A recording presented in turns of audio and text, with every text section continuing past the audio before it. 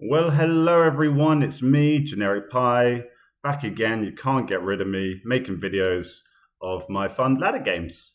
Um, yeah, I've been having a great time playing War of the Ring, playing with a bit more freedom, not caring as much about what happens, just going with the flow. It's kind of, it's made me fall back in love with the game, and it's really exciting to be playing again and making videos. So this is a game that I played the other day against Rasta, and I'd never played Rasta before. But like Rasta's actually like a really experienced player. It's funny if you go away from this game. I was basically barely involved in War of the Ring for about a year or so, and suddenly like, you come back and there's all these players you never heard of who've got like double, triple the amount of games that you've got, and you're like, whoa, holy crap, where did you come from?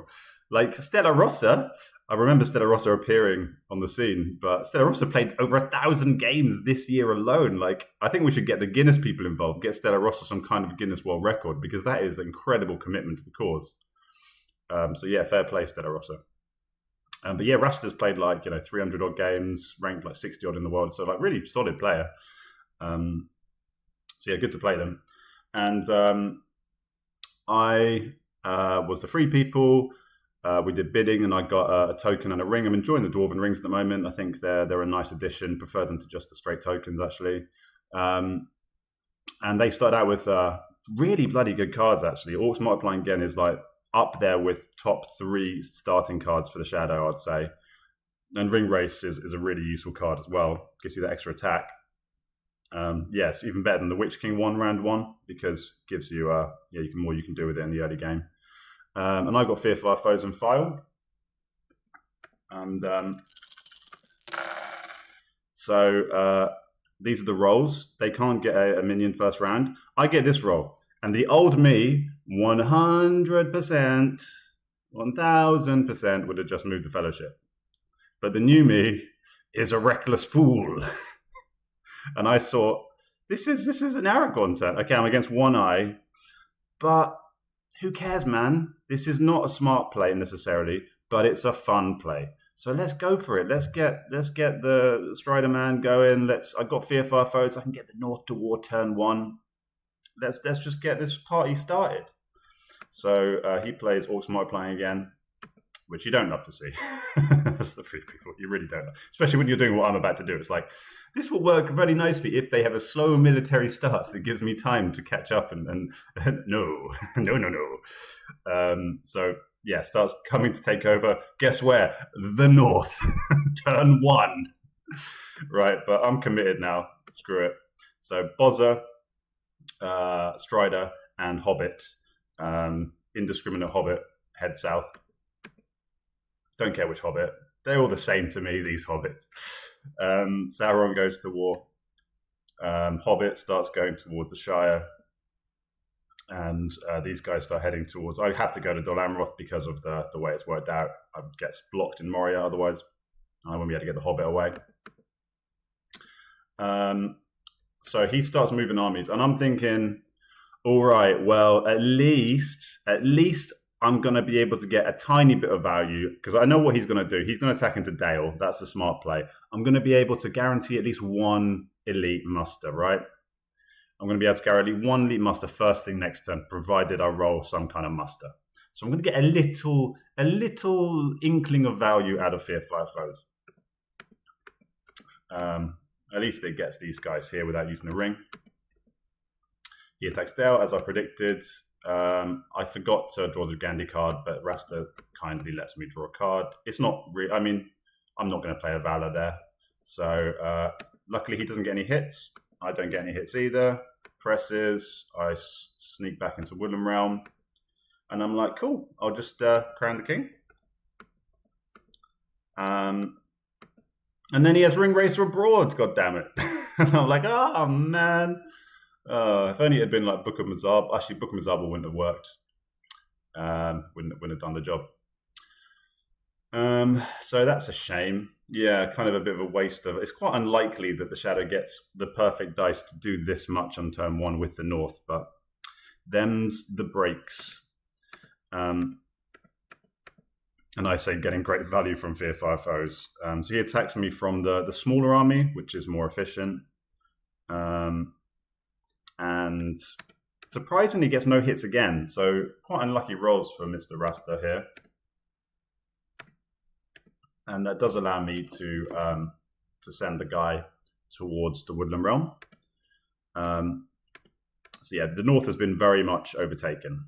So yeah, good play there by Rasta. And also, he's going to be able to get a Witch King next turn. So I get the Red Arrow Scouts, and they are there and back again, which isn't looking very useful. And they get Shadows and Shadows Gather. It's great. It's getting bloody good cards. Shadows Lair, I mean, take it or leave it when you get that. It doesn't really matter as long as it's pre-mortal. But Shadows Gather is a super, super good card. And I get this roll, lots of musteraging. And I kind of want to try and get Gandalf this turn. Kill Gandalf, get Gandalf the white. And I don't think that's going to happen with one character die. And I figure, oh no, okay, I don't decide to do that. Or maybe I think after I kind of instinctively did the move, and then I was like, ah, crap, I should have used the Dwarven Ring there. That's right, okay, must be the next turn I use Dwarven Ring. So I want to prioritize defending the Woodland Realm, make him have to use a lot of dudes on the Woodland Realm. And what do I do with the other half movement? So I did think about this, like, should I play the Red Arrow first? But in this game, with Aragon on the board, hobbits around the place, and I kind of felt like a Scouts might be useful. So I kind of wanted to keep a Scouts in hand. And because I've got Éomer, I'm going to be able to muster in Helm's Deep anyway. So I felt like having the Red Arrow was like less of a vital thing when I've got 2 mustering cards. So he puts Woodland Realm under siege. I pass, Isengard goes to war. I decide to get Gondor down because now I'm not worried about the Witch King. So I'm just like, the elves are going to be taken to war themselves. And I want to be able to buff up Dol Amroth.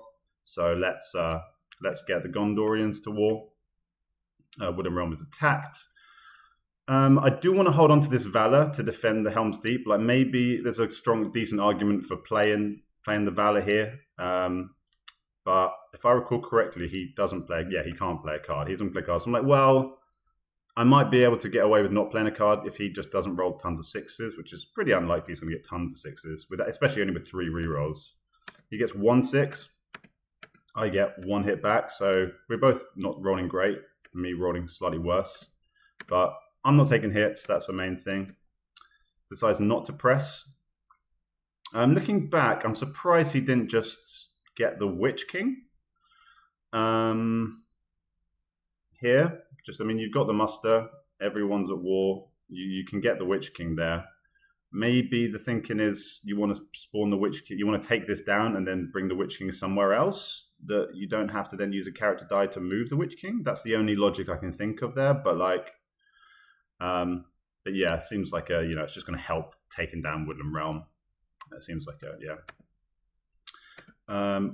okay, so this is a slight misplay on my part because rather than using the ring, now I'm like, using the Dwarven Ring to try and fish for a character die. I'm like, well, I kind of screwed up there. I might have rolled a Palantir anyway, so it might not have worked. But I'm like, I really want to try and get Gandalf this turn.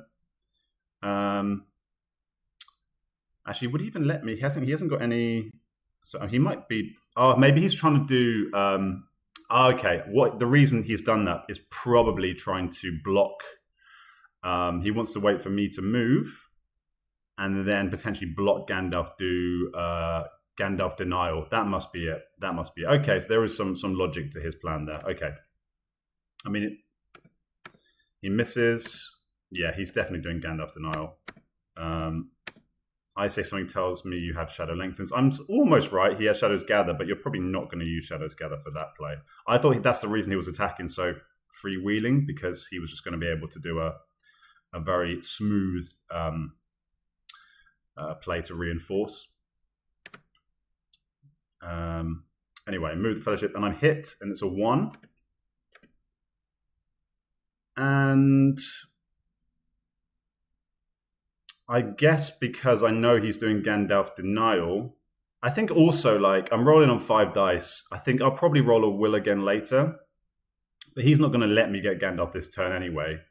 And I don't want to play with fire. When you've already evacuated 6 HP from the Fellowship. If you kill Gandhi for a 1, you're really asking for it. It's something I've said in previous videos, like when I see people do that and then kill Gandhi for a 1 and rush to try and get the 6th die, it's like you're already on 5 dice. You're doing pretty good. You're kind of just screwing yourself over from a corruption perspective if you're also rushing Gandhi. And on 5 dice, you're more likely to roll a will in the future anyway. So I figure I can probably... I suppose, though, having said that, by doing this, I'm giving him 2 minions. But yeah, I mean, having said that, like, it's not even a good Gandalf denial strategy. If you're blocking, if you're not bringing in 2 minions for for just for Gandalf, I think you're hurting yourself anyway. I don't think that's actually a good play. I think he should have just got the Witch King earlier and just gone for the double minions and not worried about Gandalf denial, personally. Anyway, so what am I doing? Move the Fellowship again. I'm trying to kill Gandalf.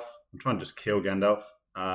So again, 1 reveal, and I'm gambling again. I still don't kill Gandalf for the 1. I'm greeding here, hoping for a 3, and I get a 2. So it did work out pretty well. I got reasonable efficiency there. 2 is fine for killing Gandalf. And then naturally he gets the other minions. So he's keys up to 9 dice, and I'm on 5.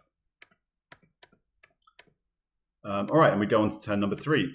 So, and I luckily, so he gets a very, to be honest, for this situation, are there 2 cards you'd rather have? You know, Nazgul Search to get a guaranteed, or a very likely, you know, fairly likely if I don't get revealed coming out of here, you like to get an extra 3 tile, and then bloody Corsairs. And he's got shadows. This is very good cards, but I cannot complain because I've also drawn the 1 card I would have wanted in this situation, which is incredibly useful, which is Thronebreaker's Archers. So, he puts in 1 eye, rolls 2 more, sorry. I don't roll a will, but I've got okay, I remember now. Now I use Dawn Ring. I want to get these hobbits. I want to get them out of Moria. I don't like just sitting around in Moria for too long. It doesn't feel good. I feel like I'm going to be susceptible to all sorts of nasty cards if I push my luck. So let's try and turn one of these musters. I mean, how much mustering can one man do? And eventually I do roll a C die. So I'm like, okay, cool. I should be able to get them out again. At least 1 move. You don't want to just move the hobbits, man. You want to get them moving. You don't want to just sit around and have second breakfast and third breakfast and 11s and whatnot. So yeah, I have to play Thranduil's first, and then I draw into Day 9 first guard, which is great. So yeah, that's 2 lucky card draws for me. He's had great cards, but those are 2 great cards for me, because he's gonna, if he wants to take down Erebor with these guys, he's gonna have to reinforce, especially if this does much damage to this, then he might have to do a bunch of mustering to even be able to take Erebor now. So that's in a game where I need to buy time. Fellowship's going slow, and I'm probably going to continue to go slow. This is a bit of a lifesaver, because if he'd got like a cheap 5 victory points here, I'm going to be really up against it, and I'm probably going to lose the game.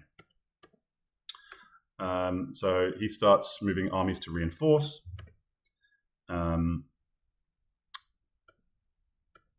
Yes, slightly corrects, I think. Wait, did he just do 3 army moves there? Orcus Road to Woodland Realm. Oh no, he did 2 different dice. Cool. So I heard the Fellowship. Attacks Woodland Realm. Very tempted to play the Aemir, but I just feel like I do want to have a card to protect this later. I've got quite a lot of HP. Valor doesn't always work. So I'm like, doesn't feel great, but I'm gonna just try and hope that it survives without cards. I expect he's also not playing cards as well, which gives me a lot of confidence. This is the one positive of having such good cards. You can't really use them in combat. Bit of a double-edged sword there, really. Back in 1 sec. All right, where were we? So he attacks Woodland Realm. I have a long think about whether to play a card. I decided against it. And he's not getting many hits, which is lucky for me. He only gets 1. I get 2 back, which is I think about average. But they're doing their job. These elves. He's going to have to. It looks like unless he plays the Deadly Strife. You know what? In this situation for him, what I think I would have done is drawn a shadow card at the start of the turn to hope that you get a card that you can play in combat here and cycle. Because at the moment, like attacking a stronghold without cards when you got the witching just feels bad. And he obviously wants to, but yeah, and then you can use one of the character dice to use Foul Stench. You don't need to use the Palantir for Foul Stench. Sorry, for Nazgul Search even. Anyway, I'm trying to get the hell out of dodge. Don't like hanging around with these goblins very much. He gets a hit on the reroll, draws a 3. So Gimli passes, and I eat another corruption. So not a great game from a corruption perspective. Getting quite a lot of hits. Fellowship's going slow.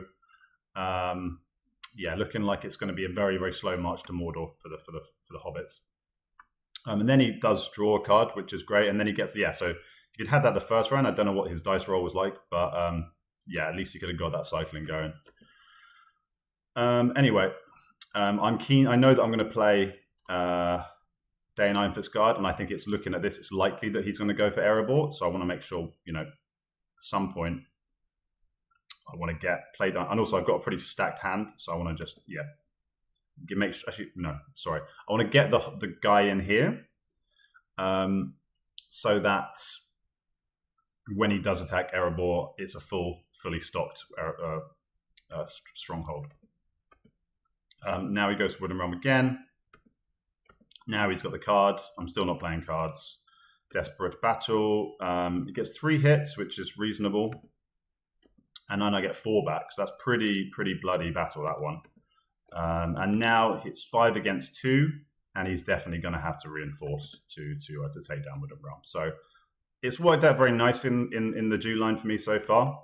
Definitely got the rub of the green with that Thranduil's and him not hitting either on Dale or Carrick. So it's another game where this has been completely obliterated by now, very simply. But yeah, luck has been on my side there.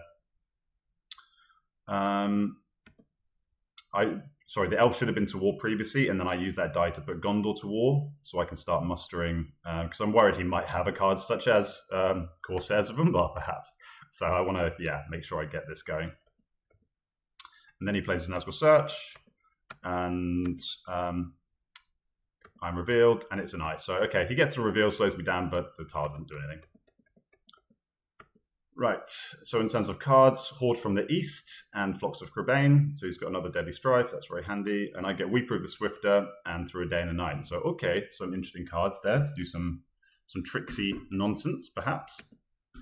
Get rid of Through there and back again, and I will go alone. Don't need those guards. And I'm like, he rolls this, and literally I'm saying at the screen, I'm going, not too many C's, not too many C's, not too many C's, not too many C's. I got 4 C's. Java, like, I reckon it's got voice recognition. It's just fucking with me.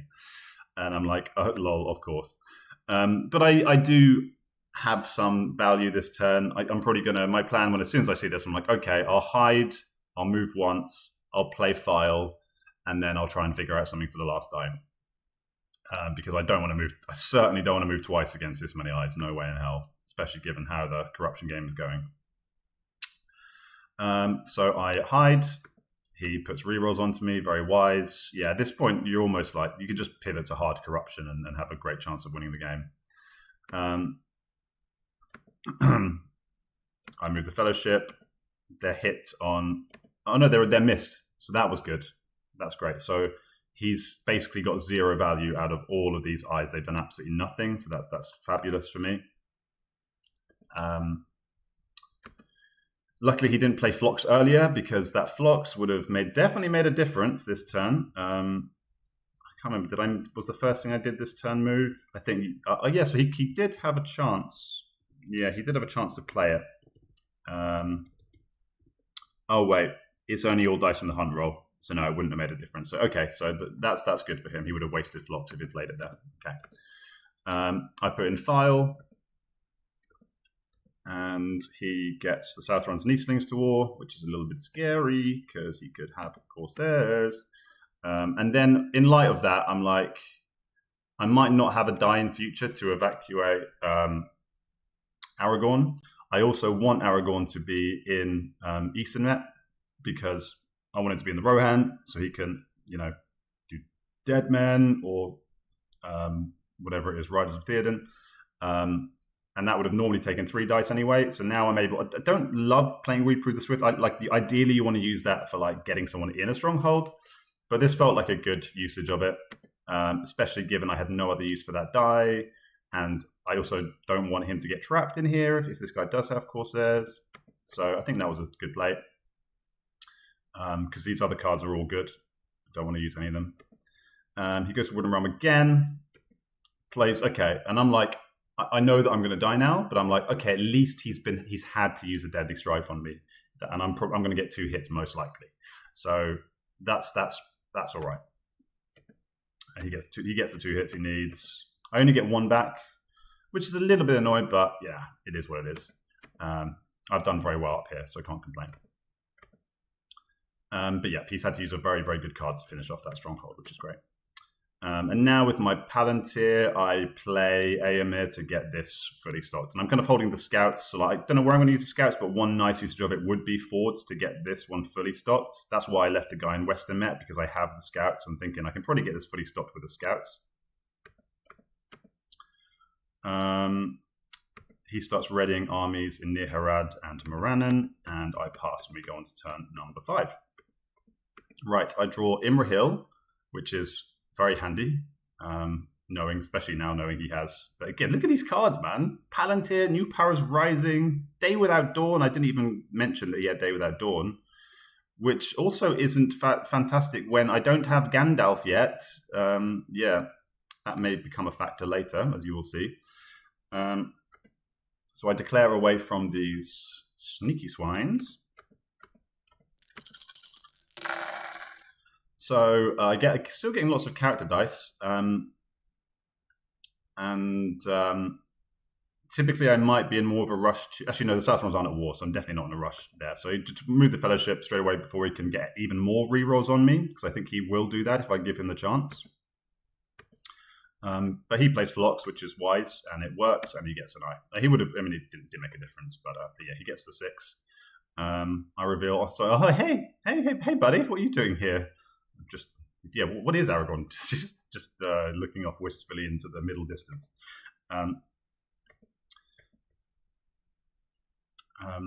Yeah, and now he's a king. It's like, Strider, you're a king, and you're not with your people. So the Southrons go to war.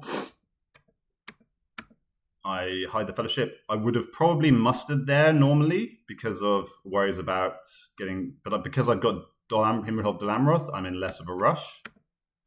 And so yeah, he does this, and now I'm like, okay, now muster in case he does have Corsairs.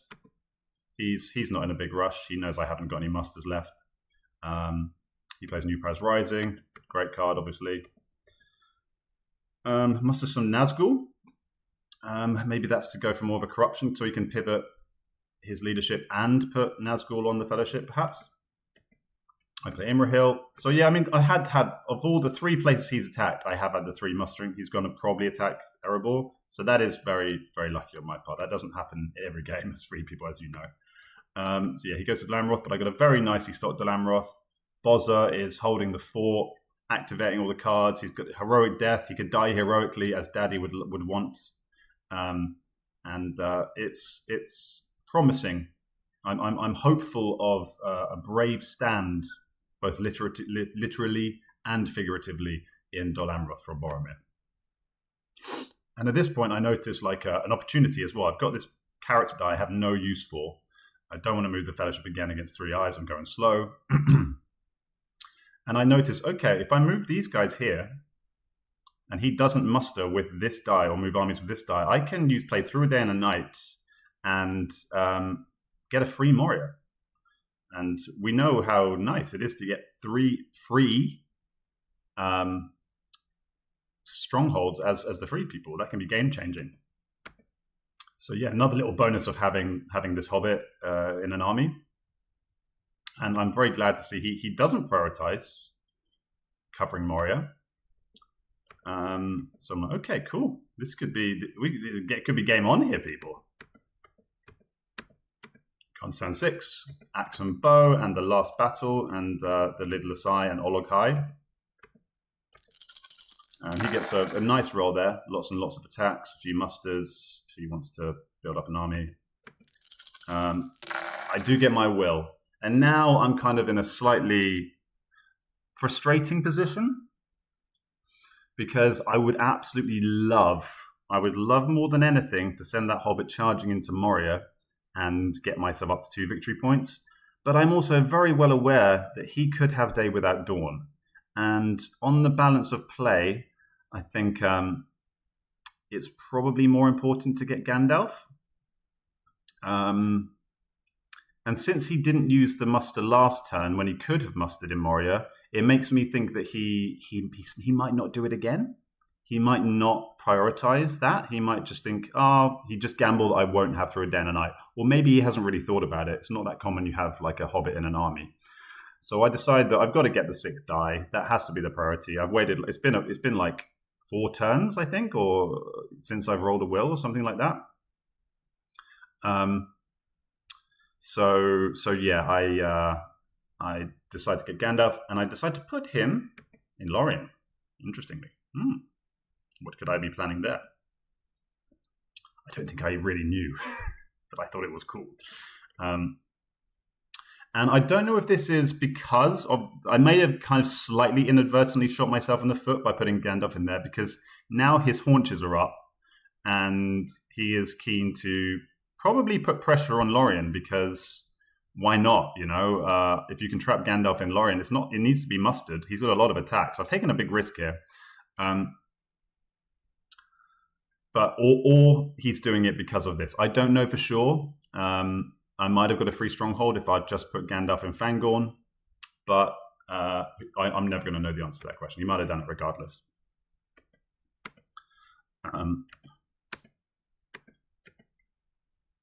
Right. So anyway, I moved the Fellowship. A little bit sad that I'm not getting a free stronghold. I missed. He starts mustering in Moria. I'm like, oh god, have I made a grave error? Is he just going to muster shitloads in Moria and instantly go for an attack on Lorien before I can do much?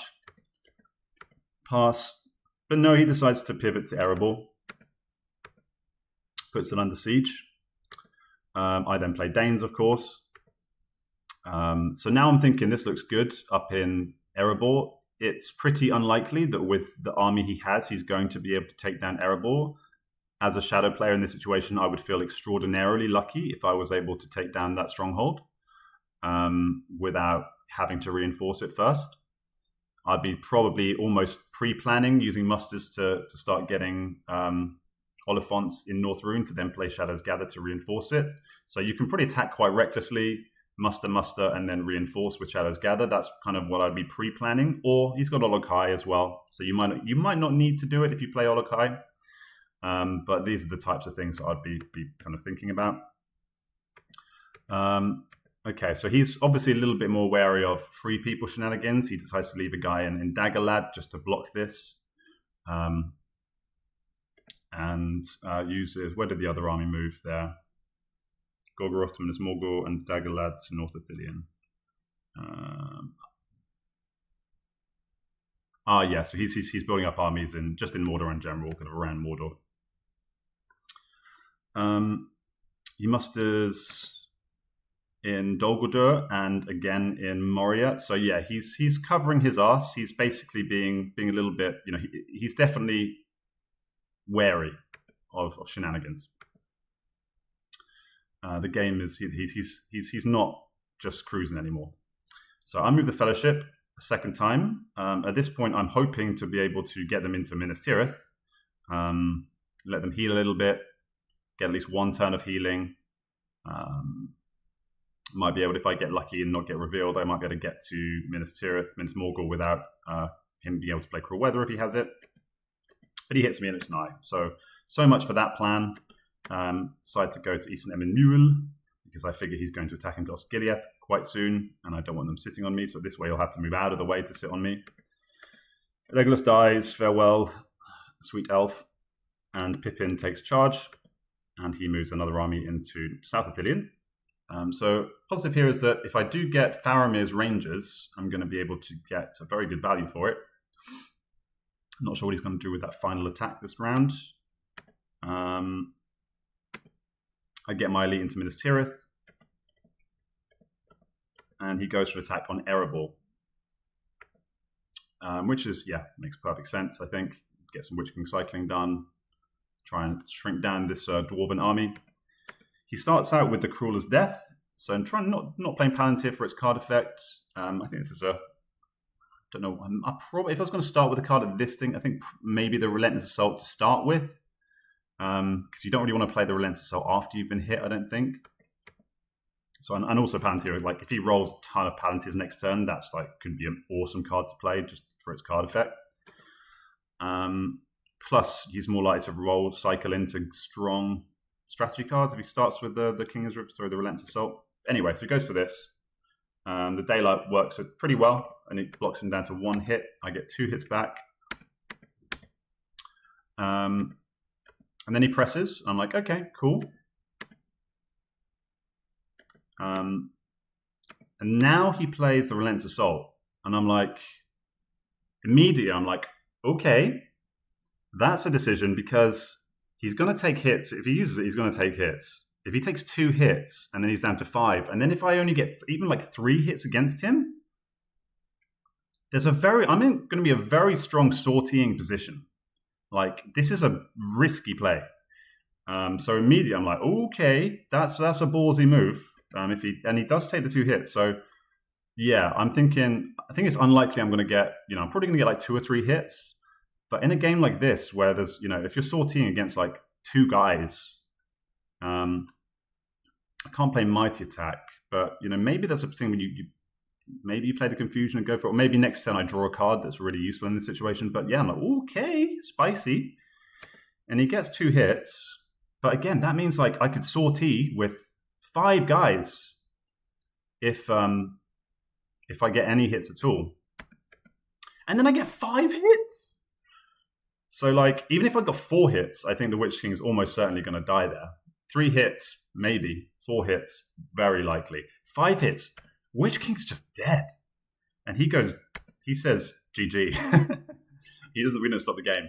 But that is a huge moment for the game. And like, yeah, I think he got unlucky. Like, certainly you get unlucky. But he put himself in a position to get unlucky by, like, surely you just, I don't want to be overly critical. It's just my opinion. But I think, like, if he'd done the cards the other way around, started with the Relentless, he could have seen how the Relentless had gone and then not press the attack. Because the Fellowship's going pretty slow. He's in a pretty decent position overall. Like, it's a pretty even game right now. But he's got cards to reinforce this. I don't think he needed to rush, put it that way. I don't think he needed to rush that. And in trying to rush it, I think it could cost him the game. But the game is by no means over. Like, the Hobbits are in a very precarious position. I'm not going to be able to heal them now. I'm going to be relying on a very good Mordor. And I'm not sure I have another route to victory. So even though this is terrible for the Shadows, like military prospects, kind of almost kills them, or it certainly like massively curtails them, it certainly is not game over by any means. I do not feel comfortable at all. But I feel I've suddenly bought myself, multiple turns of time. I've probably gained like 3 turns of time if I want to go very, very slowly now. Right, so Rasta draws Wormtongue and Orc Troll. And I do draw Faramir's Ranger. So yeah, really getting the cards, the opportune cards at every moment this game. So yeah, very lucky in that respect. In terms of and my dice rolls, okay, I got very hot dice rolls, but over I'm +3 in total. He's down 2, so it's definitely gone my way a bit. On the dice. I'm +3 on characters, and he's +4 on attacks. So his dice are pretty good. The action dice. And now I get a ton of wills, and I'm like, okay, well, he's probably got probably got Day Without Dawn. And rather than hiding the Fellowship, I prioritize getting Dale because I want to get this. I need to reopen that force pool. I don't want to just allow him to march back into it, especially on a turn where I might not have any other chances. Because if he can, take that back easily, that makes my life a pain in the ass. And I decide I don't have an obvious move for that second move, so I don't think this is going to take Moria anymore. But given I've probably going to muster elves here instead, getting these guys into Rivendell could be really handy later on. He does have Day Without Dawn, obviously, so that's sad. But thankfully, because of that, it allows me to play Faramir's Rangers. So one small positive is he had his dice committed and he can attack into Osgiliath. And that's really, really useful. Get one hit on North Ithilien. Now he starts mustering in Dol Guldur. I'm not sure exactly what that is for. Maybe just a bit more wary of free people shenaniganery. And starts combining arms. So he's moving up the Nirn guys to Gorgoroth. He just feels like he needs all the men he can get. Moving this guy up to Moria, presumably. Yeah, combines and Morris. He's going to go for Lorien Under Siege this round, by the looks of it. Yes, he is, very much so. Smartly leaves a guy behind. He's wary of my tricksy ways. And combines armies in South Ithilien, getting that full 10 stack there. I get Lorien fully mustered. And now he attacks Lorien. And what do, people? Now it's scouting time. I'm not going to stay and fight. I'm going to go and do some mischief. Because the way I see it is, if he'd taken Erebor, and he's up on, what would he be on? Like, I don't know, 6 or 7 victory points or something like that. Then giving up Lorien is it's not necessarily a smart play, people. So, but now that I've retaken the Jew line, and it's going to be incredibly expensive and difficult for him to get. And I can probably retake the Woodland Realm once, muster up a bunch of Northmen in Dale. I can probably, I've got a mighty attack. Maybe I can get some kind of, or some other card that's good against one dude. If I get someone up there, like Aragon maybe. I'm going to be able to get Woodland Realm, I think. So I'm kind of like happy to give up a stronghold to just create chaos. And I decide to fight.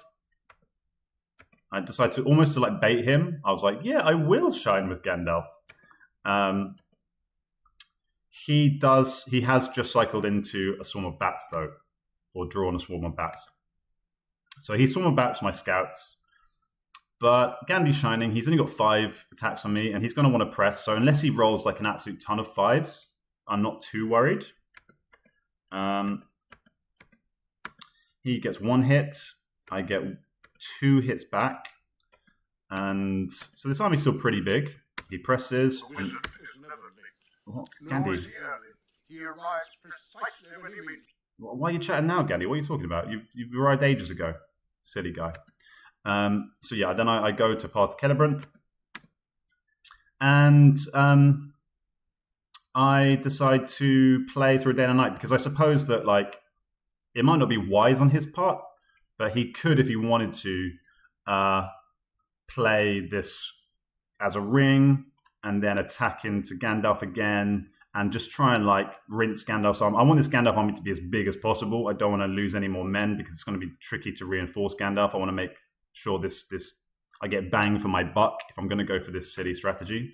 So I immediately play I lose the element of surprise by playing this, but it gets me closer to Mordor, which is where I'm planning to go. I think I don't have a set plan at this point. I'm just kind of rolling with the punches, embracing the chaos, making him sweat. And also, he might think that I'm going to go for Dol Guldur. I'm probably not going to go for Dol Guldur with this army right here, because he can reinforce it. If he's got Shadow Lengthens or whatever. Actually, to be fair, I'd have to put it under siege, but he wouldn't be able to play that. But I just don't. It feels like he's got armies too nearby, and I would be tricky for me to reinforce. This army's just not big enough to take Dol Guldur. But if he thinks I'm going to go take Dol Guldur, he's going to have to reinforce Dol Guldur and waste dice and army doing that. I accidentally used his die to do that. He draws a card, draws Great Host. I draw Wizard Staff, which is very good because Gandhi is on the rampage, and another Scouts, which is also super handy. He gets Black Counter commands and threats and promises. I get this roll, which normally you'd be very sad to see, especially against one eye. But in this game, I'm kind of like, you know what? Great, cool. I want to muster a load of guys and create chaos. So and this gives me 3 potential attacks. It gives me a bunch of mustering. First things first, I do need to kind of eat my vegetables and do some mustering in Dale. It's not a big deal right now, but I don't want to make it so I get a bad turn with no musters and he just builds up a huge army in Rune and then I don't have the forces required to defend you adequately. So I do that first. He does muster in Dol Guldur, which is fine by me. I don't mind that at all. I don't intend to attack Dol Guldur.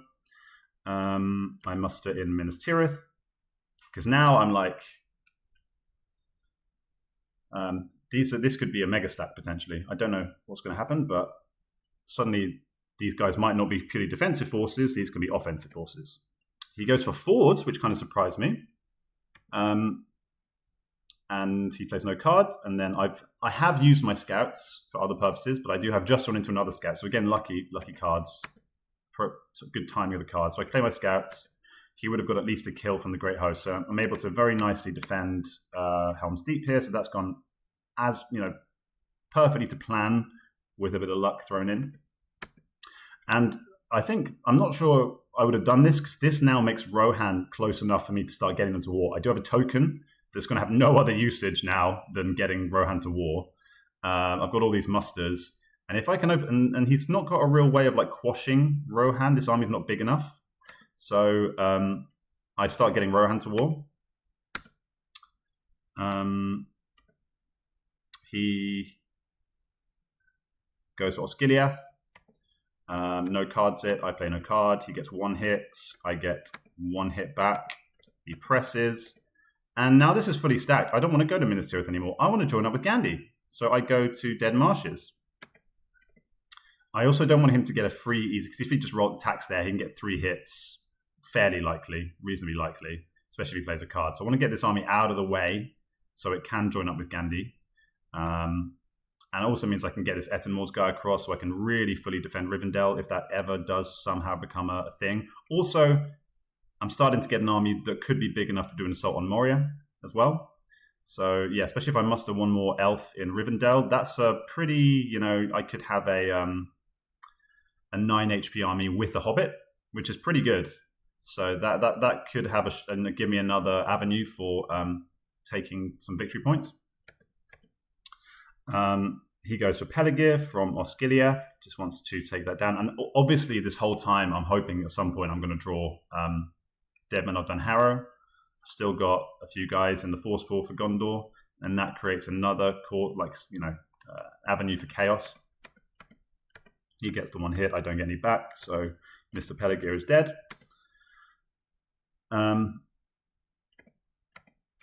So this game is really a mess for Shadow. It's not going to be easy to take any strongholds at this point, other than Lorien, obviously. Helm's Deep's fully defended, Dolamar's fully defended. It's going to be very hard to defend, to reinforce this army. Witch King is dead. These armies are pretty reasonably big, but are they big enough to fend off a mega Gandhi army? It's looking pretty precarious. So I use my token to get the Rohan fully to war.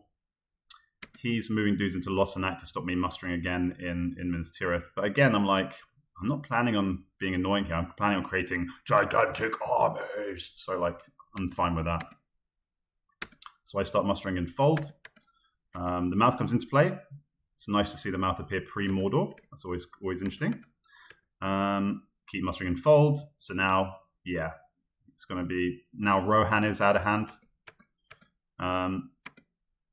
Moves leadership around. He says, I have no ideas. I think Rasta might have been kind of just feeling the pain. If I was in his position right now, I would be feeling pretty desperate. This is not a good board state for Shadow. I think that Erebor situation has flung everything into a kind of a crazy situation. Even if this had worked out, I could have still done what I've done, but he would have had a real serious threat of military victory. The Lorien play would have been a hell of a lot more reckless, and he could have taken more gambles on the offensive. Now he can't really race me, because if he tries to go super offensive and it doesn't work, I just get an easy military victory probably. Right, so he moves his big army here to try and maybe take on Gandalf. And we go on to turn number 9. I get House of Stewards, which is a great card for defending Dol Amroth. And guards the Citadel, which is less good as I don't have any elites left, I don't think. But the charge is very useful, certainly. He gets Shadows and Misty Mountains and Black Captain commands. I get this reasonable roll. I immediately join up armies. I don't want him to be able to. I want to make sure I'm getting value for my armies here. So yeah, I join them up here. And the reason I go this way rather than this way is because I'm also thinking about combining one super mega uber stack with the Rohirrim. So I could maybe get them involved. And I can still go either way. I can still kind of go try and sneak into Mordor this way. I can still, if he moves the army, I can still go around the outside. So I don't mind at all if he attacks me here. I've got a way bigger army than him. I've got Gandalf. I'm happy and I've got a charge. Now the charge is even more effective. So I'm happy just to fight him in open warfare. And he plays Shadows of the Misty Mountains here. And this, at the time, I didn't think that much of it. But I think this is quite a crucial play as well, is because now he's got no elites left in the Shadow Force pool. And when I'm plotting a big attack on Mordor, you want to have as many elites in the Force pool as possible. What is this army doing? Is he going to try and go for Rivendell? Is he trying to defend? Is it trying so if he can move across and defend against Dol Guldur? Maybe he still thinks I'm going to go for Dol Guldur. If that is the case, he hasn't realized my true intentions, because I'm going for Mordor, and this has hurt his Mordor defense quite a lot, because unless he's got Musterings of a Long Plan War. Let's see if he's played that already. He has not, so that's the one card I'm really worried about, because that would be incredibly useful in this situation. But if you don't have that, then it's very slow to muster up little dudes to defend your strongholds in Mordor.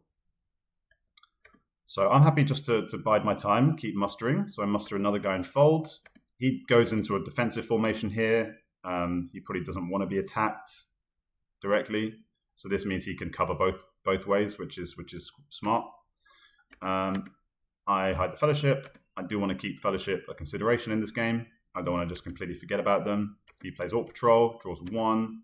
Pippin dies. And this is actually really nice as well, because now Pippin dies, but then Pippin can come into this army, so I get an extra bit of leadership and extra effectiveness for certain cards, like Mighty Attack and Brave Stand in my big army. So I'm very happy with that, to be honest. I'm super happy to see. I did think that was probably going to happen, but to get it straight into the army was super, super handy. I didn't realize it was my turn. I pass. What does he do there? Lamadon to Dol Amroth. So he's getting an extra guy in Dol Amroth, and Umbar to Western Rondor. And then I get and now what my plan is I think this army is now big enough to kind of probably do chaos on its own. And then I can build another megas, because this army is going to have to defend against this. If this army dies, which I think it probably will, he's only got quite small forces to defend against what will be a 5/5 stack. And then I'll try and get Aragorn into that army. 5/5 stack with Aragorn. Jesus Christ. That is and also it's a 5/5 stack that can go either way. I can either go to Umbar or I can go to Minas Morgul. I might even be able to go for Angmar and Far Harad if he doesn't have musters and stuff. So I've got loads of options from a military perspective. He combines armies to make them as big as possible for the defense. I play Elven Cloaks to get it into the pool. He starts mustering up here, which I knew he was going to do at some point. But I think typically what you'd want to do is be mustering elites in here. But because I'm guessing because he can't even play Olokai. He's mustering to try and, at some point have a go at the Jew line again. I might be trying to get this, because you've got such a big bunch of H. I'd probably be trying to get this army involved just to kind of bring it down. Like, what's the worst that can happen if you bring these guys down and just use them to, like, A, attack Gandhi and hurt him? You've got the Witch King, the mouth, and B, this is ironically your best defense force for Mordor is around Lorien. Could be a bit slow. I might be able to scout away if I draw another scout, but I'd be trying to. I'm not sure what dice he had this turn, if that was really viable, but I think I'd be trying to activate these guys. Potentially leaves it open to a Moria take, but I think that's expensive for me to do. You can still leave a few guys behind, but yeah. And also you've got these guys in Dol Guldur, so you could feasibly have built up a huge stack in Western Brown lands and really put the willies up me. Give me the willies. We'll move on from that statement. So I move the Fellowship, and they hit, and it's a 0 reveal, which does nothing. And he's still mustering in North Rune. So yeah, very happy to see that. Yeah, another thing is also he's still got Shadows Gather, so that could have been, like if you, for instance, move this army, say you move 2 elites to Eastern Brownlands, you could do a bloop, bloop, bloop with this army, and then you've got a fat stack in, and okay, it means I can retake Lorien potentially, but that's a big defensive force that completely changes the complexion of my attack plan. Makes it much riskier for me. He gets half orcs and Warmasaur and Toil. I get Ents and Kieran ships. I decide to get rid of my Guards of the Citadel because I figure I do still have an Elven Elite. So if I do go for Umbar, it might be useful to be able to muster a cheeky little guy in Umbar, or play the charge for its charge effect, which is also very good. Either way is fine.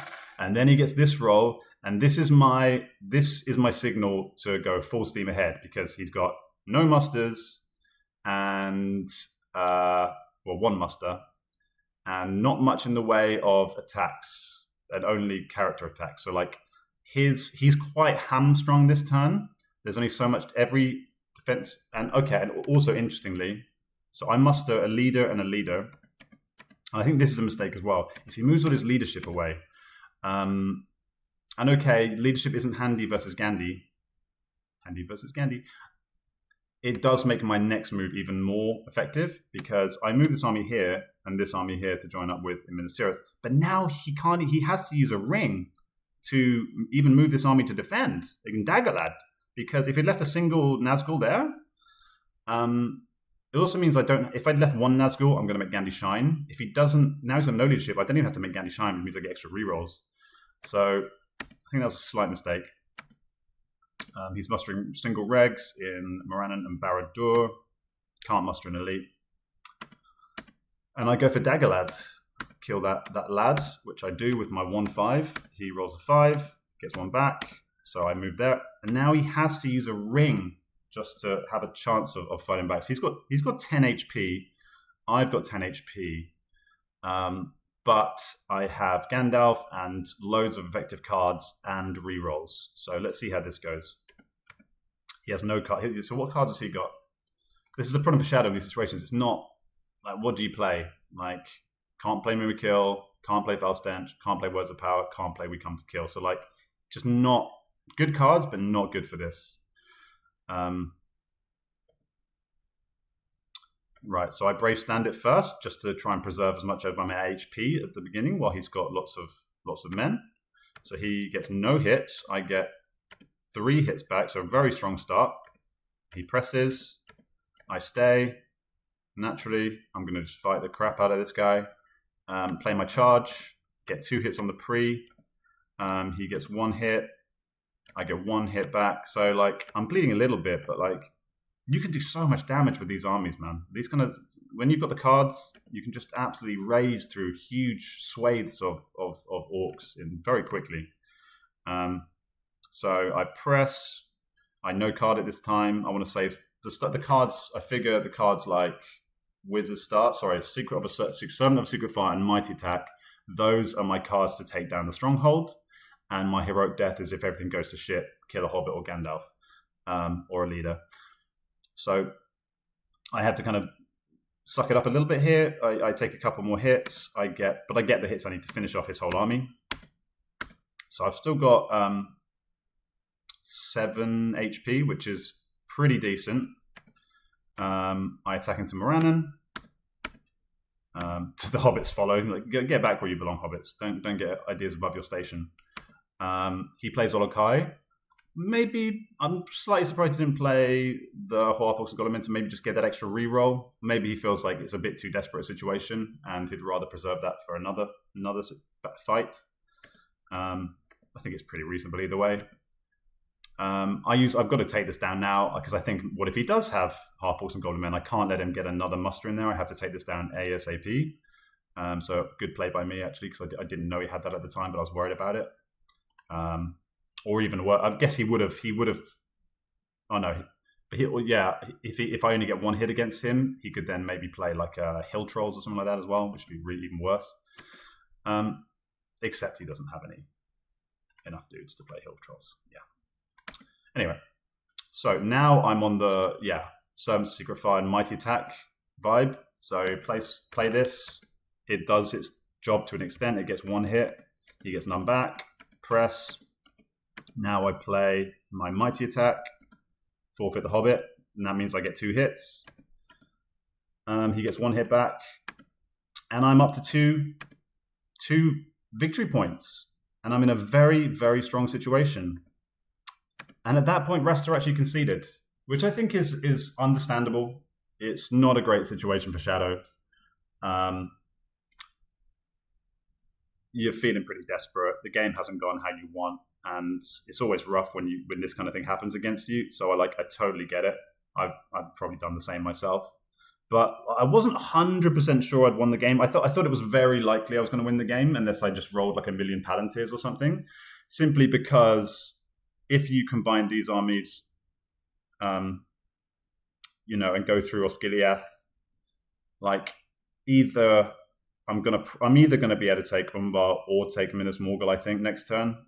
Pretty likely. Like that's such a big army, especially if I'm able to move, for instance, like Gandalf and Aragorn into it. I can with a single dice move, I can go 1, 2, 3, 4 with Gandalf and 1, 2, 3 with Aragorn. Then you've got a 15 HP army with Strider and Aragorn and Gandalf, which can swing multiple directions.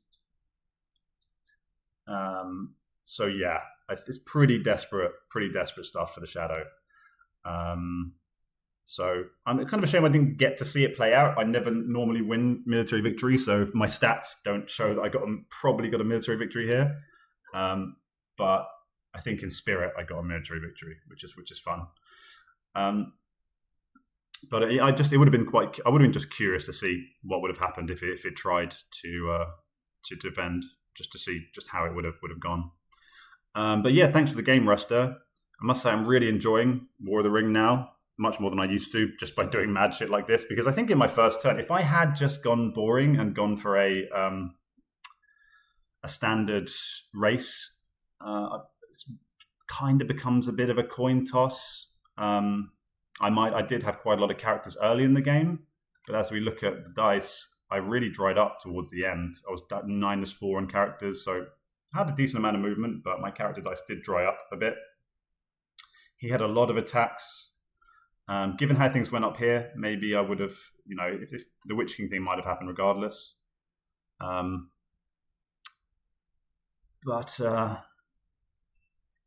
yeah,